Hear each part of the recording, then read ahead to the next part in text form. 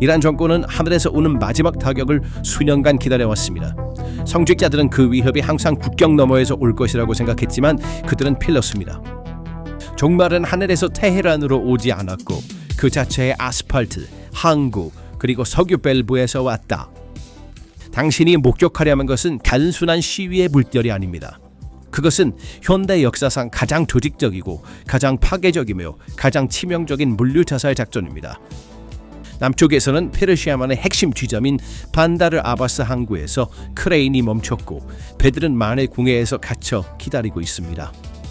서쪽 아흐바즈의 정권 중심부에서 석유 노동자들이 국가의 유일한 현금 원천인 밸브를 닫았습니다.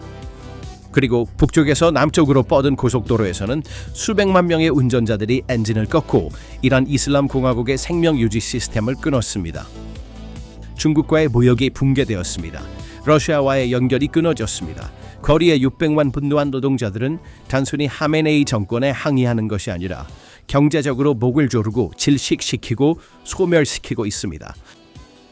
그렇다면 어떻게 이란의 대규모 저항 경제가 홍보되던 대로 단 한 발의 총알도 발사되지 않은 채 몇 주 만에 무너지는 잔해로 변했을까요?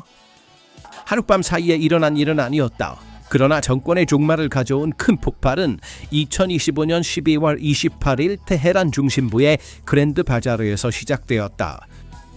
2025년에만 리알 가치가 80% 하락하고 인플레이션이 70%를 초과하면서 상인들에게는 더 이상 이익과 손실의 문제가 아니라 생존의 문제가 되었습니다. 시장에 이러한 공황과 상인들이 가게를 닫는 것은 정권의 저항 경제의 붕괴를 알렸습니다. 위기를 무너뜨린 결정적인 조치는 2026년 1월 10일에 이루어졌습니다. 시라지에서 촬영된 영상은 한 국가의 물류가 어떻게 멈추게 되었는지 그리고 국가가 어떻게 자국의 고속도로에 갇히게 되었는지를 기록하고 있습니다. 약 150만에서 200만 명의 운전자가 엔진을 끄면서 이란 전역의 삶이 물리적으로 멈췄습니다. 이란 인터내셔널이 확인하고 제공한 영상은 운전자들이 차량을 바리케이드로 사용하여 자비드샤 구호로 정권에 맞서며 두려움의 벽을 완전히 돌파하는 모습을 명확히 보여줍니다. 시라즈의 트럭 운전사들과 지역 상업 공동체가 단순한 임금 인상 요구나 연료 보조금 분쟁이 아닌 국가 혁명에 대한 연대라는 훨씬 더 위험하고 존재적인 동기로 고속도로를 막았을 때 정권의 보안 프로토콜은 완전히 준비되지 않은 상태로 잡혔습니다. 이 행동은 단순한 작업 중단 이상이었습니다. 이는 조직적이고 동기화된 전술적 물류 파괴 행위였습니다. 시라즈에서 시작된 불꽃은 몇 시간 만에 통제할 수 없는 산불로 변했고 위기의 진원지는 빠르게 북쪽 이스파한으로 확산되었습니다. 이스파한을 이해하는 것은 이 위기의 규모를 이해하는 것을 의미합니다. 이스파한은 이란의 문화 중심지일 뿐만 아니라 군사 및 산업의 중심지이기도 합니다.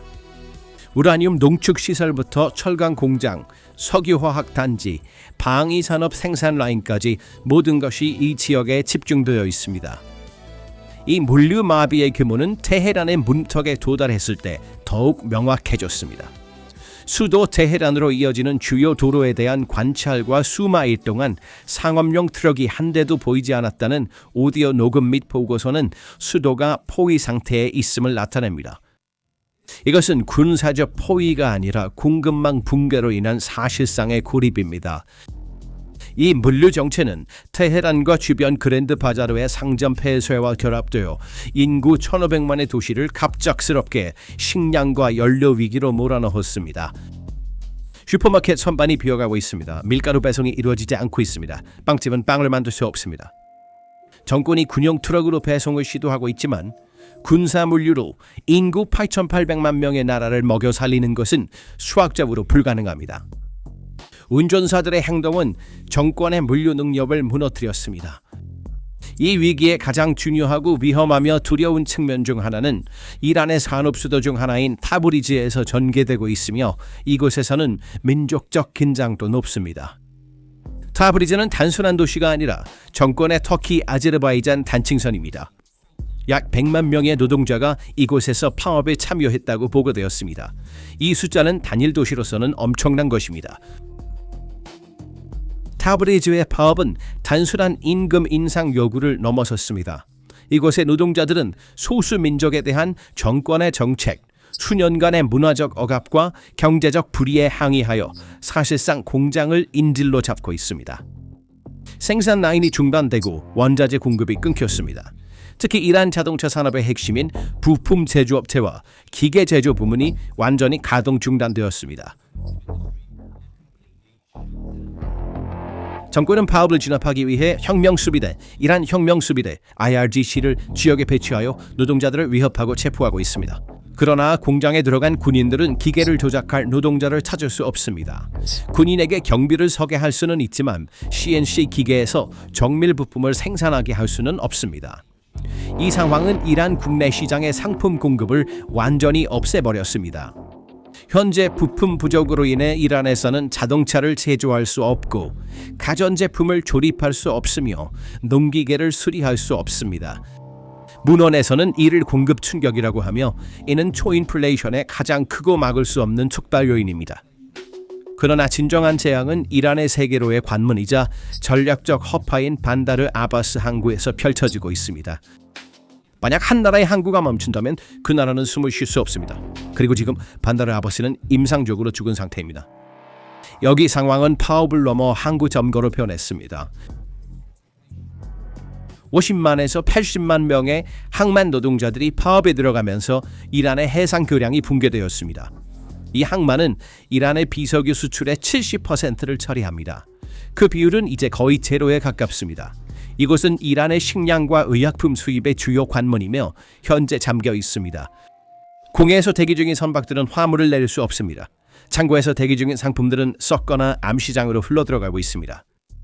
X 플랫폼에 게시된 영상은 항만 노동자들이 정권군에 저항하고 경찰과 충돌하며 일부 지역에서는 항만 행정 건물을 점거하고 정권 깃발을 내리는 모습을 보여줍니다.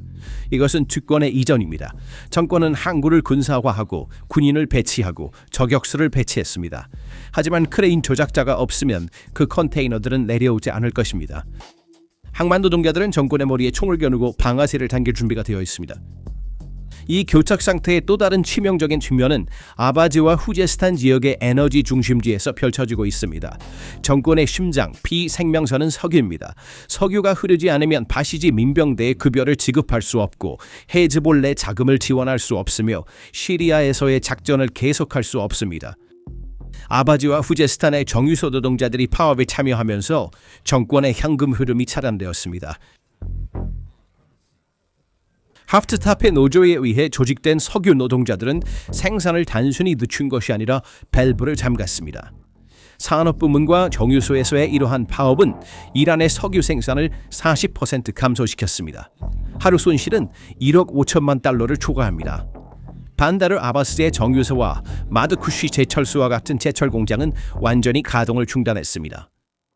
현재 이란 해안에 있는 유조선에는 1억 6천만에서 1억 7천만 배럴의 석유가 대기 중입니다. 이 석유는 판매되거나 운송되거나 현금으로 전환될 수 없습니다. 이는 정권이 외환을 다 써버렸고 초인플레이션이 곧 폭발할 것임을 의미합니다. 밸브를 잠그면서 노동자들은 정권의 생명선을 차단했습니다. 이 행동은 이란의 석유 초강대국 지위를 석유 빈곤 혼란으로 바꾸어 놓았습니다. 약 200만에서 300만 명의 이란 산업 부문 사람들이 시위에 참여하고 있습니다. 이들은 철강 공장, 석유화학 공장, 제조업의 노동자들입니다. 그들이 멈추면 이란의 생산 능력은 제로로 줄어듭니다. 물류와 운송 분야에는 150만에서 200만 명의 트럭 운전사가 있습니다. 그들이 멈추면 빵은 테헤란에 도착하지 않고 연료는 주유소에 도착하지 않습니다. 셋째, 항만 노동자는 60만에서 80만 명 사이입니다. 반다르 아바스와 같은 전략적 지점의 크레인 운전사와 적재 인원, 그들이 멈추면 일하는 세계와 단절될 것입니다. 그리고 마지막으로 상인들, 수십만 명이 셔터를 내리고 있으며 주로 테헤란의 그랜드 바자르를 포함한 190개 도시에서 일어나고 있습니다. 상업의 모세 혈관, 이 대규모 동시 작업 중단은 이란 경제에 하루에 1억 달러에서 1억 5천만 달러의 직접적인 손실을 초래합니다. 공포에 질린 정권이 부과한 인터넷 차단 비용과 결합하여 단 14일 동안의 비용은 30억 달러에서 40억 달러를 초과할 것으로 추정됩니다. 인플레이션이 70%를 넘고 식품 인플레이션이 100%에 이른 환경에서 이 손실은 정권의 관의 마지막 못을 박는 것입니다. 정권은 이 적자를 돈을 찍어내어 메우려 할 수 있지만 공장에서 생산되지 않은 상품은 돈으로 살 수 없습니다. 그래서 이러한 지역 파업이 글로벌 방정식에 어떻게 영향을 미칠까요? 여기서 빅데이터가 중요한 역할을 합니다. 중국과 러시아는 이란의 저항에 그들의 전략을 세웠습니다. 이란은 중동에서 그들의 요새였습니다. 그러나 이란 노동자들도 베이징과 모스크바의 계획을 방해했습니다. 데이터는 거짓말을 하지 않습니다. 2025년 말과 2026년 초에 이용 가능한 무역 데이터는 그 정권이 국제적으로 붕괴되었음을 보여줍니다. 먼저 중국을 살펴보겠습니다. 중국과의 무역은 24%에서 25% 사이에 급격하고 갑작스러운 그리고 파괴적인 감소를 경험했습니다. 무역량은 96억 달러로 감소했습니다. 중국은 에너지 안보를 위해 의존하던 이란으로부터 석유를 얻을 수 없습니다. 더 중요한 것은 중국 무역업자들이 항구가 폐쇄되어 이란으로 물품을 보낼 수 없다는 점입니다. 중국 기업들은 실용적입니다. 그들은 이념적이지 않습니다. 항구에서 내륙으로 상품을 운송할 수 없고 제때에 석유를 얻을 수 없다는 것을 보고 중국은 다른 공급업체로 눈을 돌리고 있습니다. 이는 이란이 전략적 동맹국들에 의해 신뢰할 수 없는 지역이자 투자할 수 없는 지역으로 선언되고 있음을 의미합니다. 정권은 최대 후원자인 중국의 지지를 잃고 있습니다. 이는 외교적 위기가 아니라 물류상의 불충분함 때문입니다. 베이징에게 이란은 더 이상 동맹이 아니라 짐입니다. 러시아 전선의 상황은 더욱 심각합니다. 푸틴은 우크라이나 전쟁으로 인한 서방 제재를 우회하기 위해 이란을 통과하는 남북회랑, 국제북남교통회랑에 희망을 걸고 있었다. 그러나 데이터에 따르면 러시아와의 무역이 17%에서 20% 사이로 줄어들었습니다. 왜냐하면 이란 철도가 파업 중이기 때문입니다. 카스피해 항구가 운영되지 않기 때문입니다. 러시아의 물류 뒷문이 닫혔습니다. 러시아는 이란을 통해 세계에 곡물을 판매할 수 없고 이란에서 기대하는 군사 부품을 얻을 수도 없습니다. 수백만 노동자의 봉기가 모스크바와 테헤란 간의 전략적 파트너십에 거품을 터뜨렸습니다. 러시아는 이란을 버리고 있습니다. 그리고 이 모든 것 위에 도널드 트럼프의 복귀와 관세 무기가 추가됩니다. 트럼프의 이란과 거래하는 국가에 대한 25% 추가 세금 위협은 이미 어려움을 겪고 있는 무역에 기름을 부었습니다. 국내의 파업, 해외의 관세, 이는 이란 경제의 완벽한 폭풍입니다. 정권은 이 두 불 사이에 갇혀 있습니다. 이 절망적인 상황에서 정권은 무엇을 하고 있습니까? 패닉 버튼을 누르고 있습니다. 자신의 군대와 경찰을 신뢰할 수 없고 자신의 국민을 두려워하여 정권은 최후의 수단으로 외국 용병에 의존하고 있습니다. 현장 정보 보고에 따르면 정권이 하시드 알샤비 5,000명을 불러들였다고 확인되었습니다. 이라크에서 온 민병대를 동원하여 시위하는 사람들에 맞서 배치했습니다. 이는 외국 군대를 자국민에게 사용하는 국가입니다. 이는 정당성이 끝났고 국가가 붕괴되었으며 정권이 이제 점령군처럼 행동하고 있다는 가장 큰 증거입니다. 보고에 따르면 이 시위에서 2,000명에서 5,000명 사이의 사람들이 사망하고 26,000명 이상이 체포되었습니다. 그러나 이러한 폭력은 파업을 꺾지 못하고 있습니다. 오히려 튜머를 부추기고 있습니다. 그들은 인터넷 차단으로 세상과의 연결을 끊으려 하고 그들의 범죄를 숨기려 하고 있습니다. 하지만 스타링크와 VPN 덕분에 위에서 공유한 이미지들이 계속 전송되고 있습니다. 세계는 지켜보고 있습니다. 이란 국민들은 저항하고 있으며 정권은 무너지고 있습니다. 결론적으로 이란에서 일어나고 있는 일은 정부 시위나 단순한 경제 위기가 아닙니다. 이것은 국가의 붕괴입니다.